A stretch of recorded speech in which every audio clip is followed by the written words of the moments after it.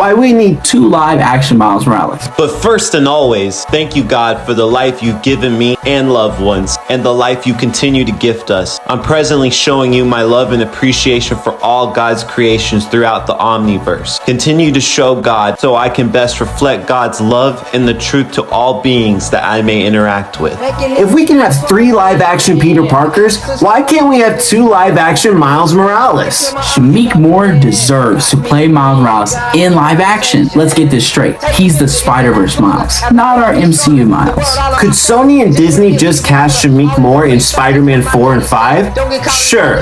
Yeah, and just make him the nephew of Donald Glover, Uncle Aaron from Spider-Man Homecoming? Sure. But Shameik Moore, by the time Beyond Spider-Verse would have came out, would have been Spider-Man for 6 years. He's already synonymous with the character and the storyline with the audience. And a recast to represent this character in live action would be crazy. Beyond Spider-Verse is now delayed to 2026. Yet again, the same time frame for Secret Wars. By the time Secret Wars 1 or maybe Part 2 releases, it will have been a decade since Into the Spider-Verse. This is the perfect time and film to have the iconic 616 Peter and 1610 Miles team up in Secret Wars with Tom Holland and Shameik Moore. Let's say Secret Wars takes place after Beyond the Spider-Verse. There could be a time jump, making Shameik Moore's Spider-Verse Miles the same age as Tom Holland's Peter Parker at the end of Kang Dynasty. Allowing Shameik and Tom Holland and play 2 dynamic young Spider-Men that are the same age. Y'all don't want to see that? This is completely different from No Way Home,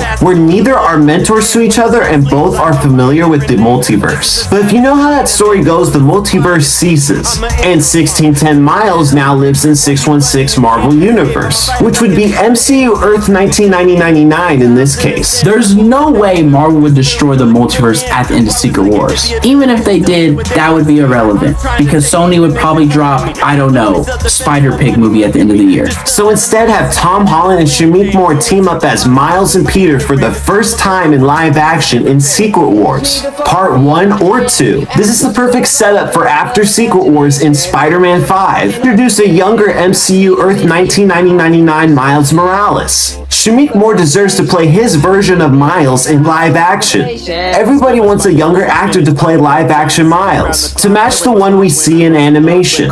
But what if the first live action Miles we see in the MCU films is not from Earth 1999? Beyond Spider-Verse will for sure release before Secret Wars, allowing the next time we do see that Miles, there to be a time jump. And what if the next time we saw Miles was in Secret Wars Part 1 or 2, and he's black? This gives Sony their own Spider-Man that's already well established, gets to fight with their MCU Spider-Man and the Avengers without having to do any more setup with Tom Holland, allowing them with Disney to do a new MCU origin with a different younger actor for Miles. That's essentially a clean slate and deals with completely different things than Shameik Moore Miles. For example, he loses different people and he has a Peter older than him as a mentor in Tom Holland. Unlike Shameik Moore Miles Morales, who would be a young veteran at this point by the time Secret Wars and more future projects come around, he should be the center of the live-action Spider-Verse films. I know we all want a live-action Miles, but that doesn't mean Shameik Moore can't do it, and that also doesn't mean we can't get a new actor. 2 Miles, 2